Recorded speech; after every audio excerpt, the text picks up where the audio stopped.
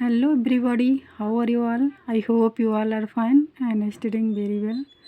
Guys, today I will discuss about Ulysses as a dramatic monologue. जो भी aspirant English literature से LT grade mains की preparation कर रहे हैं तो उनके लिए बहुत ही हेल्पफुल रहेगा ये वीडियो। आप लोग लास्ट तक बने रहिएगा। 200 वर्ड्स में हम डिस्कस करेंगे Ulysses as a dramatic monologue. तो चलिए स्टार्ट करते हैं बिना देर किए हुए। सबसे पहले जानेंगे इसके बारे में इंट्रोडक्शन इसका कि ये कैसे ड्रामेटिक मोनोलॉग की कैटेगरी में आता है। फर्स्ट नंबर पे आता है introduction. Tennyson Ulysses is a fine example of the dramatic monologue. Tennyson का जो यूलिसीज है एक अच्छा एग्जाम्पल है ड्रामेटिक मोनोलॉग का। A poetic form in which a single speaker expresses his thought and feelings before a silent listener at a crucial moment. ये जो dramatic monologue होता है एक पोएटिक फॉर्म है जिसमें एक सिंगल स्पीकर अपने थॉट्स को, अपनी फीलिंग्स को, अपने एक्सपीरियंस को एक्सप्रेस करता है एक साइलेंट लिसनर के सामने। उसको लगता है कि लिसनर सुन रहा है उसकी बात को, जबकि ऐसा कुछ भी नहीं होता है रियल में। वो जो स्पीकर होता है वो अकेले होता है, बोलता है और ऐसा एज्यूम किया जाता है कि लिसनर सुन रहा है।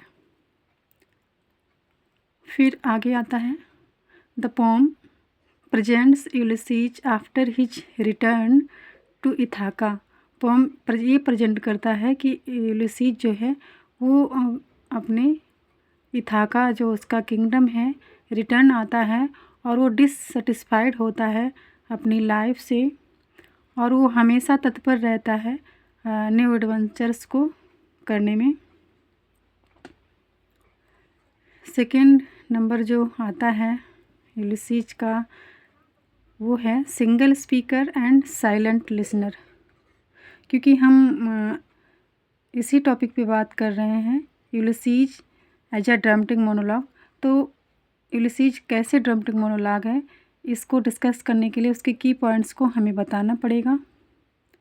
तो सेकेंड नंबर पे जो की पॉइंट है वो है single speaker and silent listener. The poem is spoken entirely by Ulysses. जो पोएम है वो पूर्ण रूप से यूलिसीज के द्वारा बोला जाता है। No other character speaks. दूसरा कोई कैरेक्टर नहीं बोलता है। Though the presence of an implied audience. ऐसा महसूस किया जाता है कि इम्प्लाइड मीन्स होता है छुपा हुआ, छुपे हुए ऑडियंस को, प्रेजेंस को महसूस किया जाता है।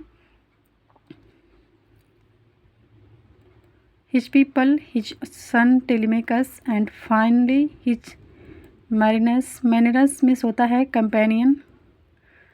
वो अपने पीपल्स को, अपने किंगडम के पीपल्स को, अपने सन को और अपने कंपेनियंस को रियलाइज़ करता है कि वो सब सुन रहे हैं और उन सबको अनुभव करता है। This one sided speech is defining feature of the dramatic monologue and allows Ulysses characters to emerge through his own words.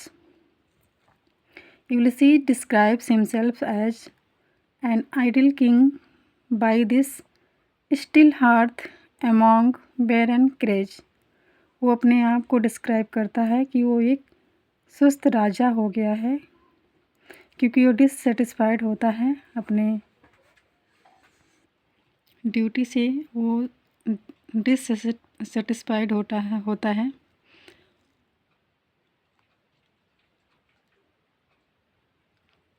which shows that he is addressing his people but they never reply। जो कि show करता है कि वो अपने peoples को address कर रहा है लेकिन कोई रिप्लाई कभी भी नहीं मिलता है क्योंकि वहाँ पे कोई भी होता ही नहीं है। सिर्फ एज्यूम किया जाता है कि यहाँ पे लिसनर हैं जबकि वहाँ पे कोई नहीं होता है और जो यूलिसीज होता है वो सिंगल खुद ही स्पीक करता है। नेक्स्ट जो पॉइंट है वो है critical moment and dramatic situations. Ulysses speaks at a decisive stage of life. He is old and has resumed kingship after years of wandering. Ulysses जो है वो बूढ़ा हो चुका है और वो अपने किंगडम को फिर से रिजर्व कर पाता है आफ्टर अ लॉन्ग वॉन्डरिंग। बहुत समय घूमने के बाद जो ट्राय का वार हुआ था उसके ड्यूरिंग वो अपने किंगडम को छोड़ के जाता है और वांडर करता है और बहुत समय के बाद वो फिर से अपने किंगशिप में वापस आता है, जिससे वह बोरिंग भी फील करता है क्योंकि अब उसको इंटरेस्ट नहीं रह चुका है किंगशिप में। The dramatic tension arise from his conflict between duty at home and his desire for adventures। जो मेन कॉन्फ्लिक्ट पूछ सकता है, इसकी मेन थीम ही यही है कि tension arise from his conflict between duty and home and his desire for adventures। इसी के बीच में वो कॉन्फ्लिक्ट करता है कि वो अपने घर के ड्यूटी को यानी कि अपने किंगशिप को कैसे रूल करे और वो रूल करने के बाद वो अपनी जो उसकी एडवेंचर्स की डिज़ायर्स है उसको कैसे वो फुलफ़िल कर पाएगा।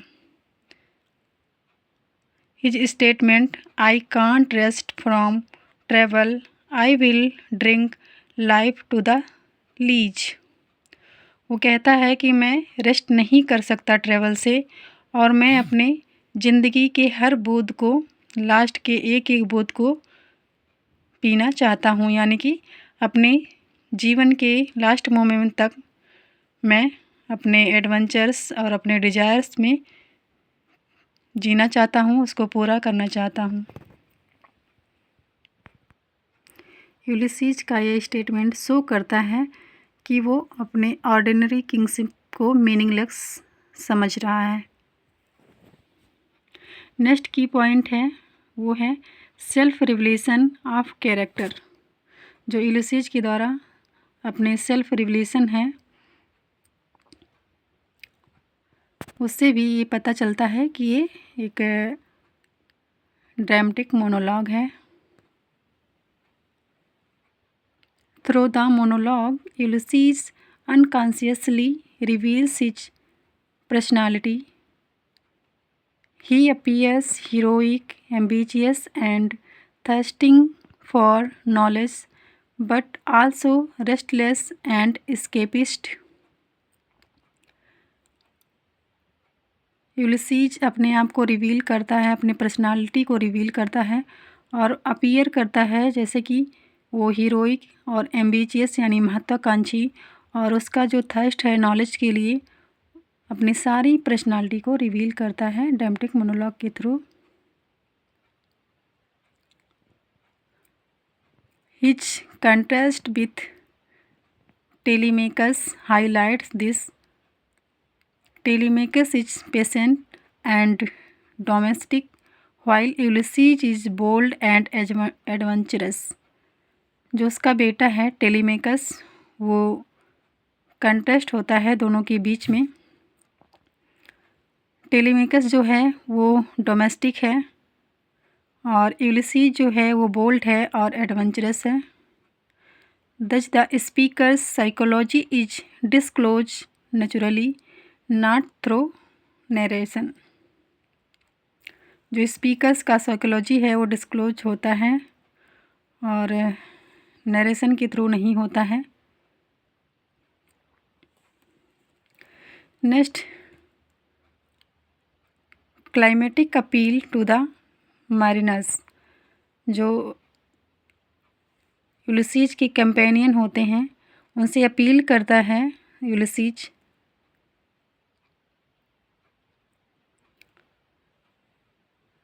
द मोनोलॉग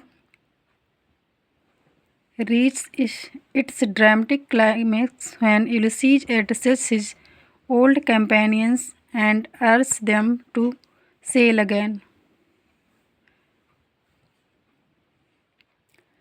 ये मोनोलॉग जो है यूलिसीज वो अपने क्लाइमैक्स पे पहुंचता है जब यूलिसीज अपने कंपेनियंस को एड्रेस करता है और उनसे कहता है फिर से सेलिंग करने के लिए।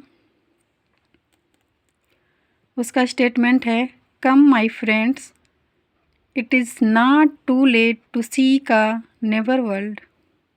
वो कहता है, मेरे फ्रेंड सब आओ, और इतना भी नहीं अभी लेट हुआ है कि हम वर्ल्ड को कभी देख ना पाएँ। बहुत ही इम्पॉर्टेंट स्टेटमेंट है यूलिसीज से ये। आप लोग अगर पेपर में ये सब लिखते हैं तो आपके मार्क्स और भी अच्छे आएंगे। Though they are old and weak he insist, जबकि वे बूढ़े हो चुके हैं और कमज़ोर हो चुके हैं। और लास्ट जो मेन सबसे फेमस स्टेटमेंट है यूलिसीज का वो है, to strive, to seek, to find and not to yield. This final appeal transform the poem into a heroic call for action in the face of death and decay। ये जो last appeal है poem में Ulysses के द्वारा, वो इसके heroic quality को और एक्शंस को डिस्क्राइब करता है, till the death and decay. Last हम आते हैं कंक्लूजन पे। Ulysses possesses all the essential features of a dramatic monologue। Ulysses जो पोम है टेनिसन की, वो ड्रामेटिक मोनोलॉग की सभी आवश्यक फीचर्स को पजेस करता है। अ single speaker, a silent listener, a critical situation and deep self-revelation। Through Ulysses' speech, Tennyson creates a vivid dramatic portrait of a heroic complex character and presents the Victorian faith in effort, action and aspiration। Ulysses जो character है उसके speech के द्वारा Tennyson create करते हैं dramatic portrait और heroic complex character, और present करते हैं विक्टोरियन फेथ, जो कि विक्टोरियन फेथ जो है वो है इफ़र्ट, एक्शन एंड एस्पिरेशन। आशा करती हूँ आप सबको समझ में आया होगा, और मैंने खुद ही अपने हैंड से ये नोट्स बनाए हैं। मैं भी LT मेंस की इंग्लिश लिटरेचर के साथ प्रिपरेशन कर रही हूँ, और आप लोग भी प्रैक्टिस करना शुरू कर दीजिए, नहीं तो बहुत ज़्यादा दिक्कत होगी मेंस में। तो मेरे चैनल पे स्टे रहिएगा ऐसे ही वीडियोज़ के लिए। फिर मिलेंगे नेक्स्ट वीडियो में। आज के लिए इतना ही। That's all. Thank you.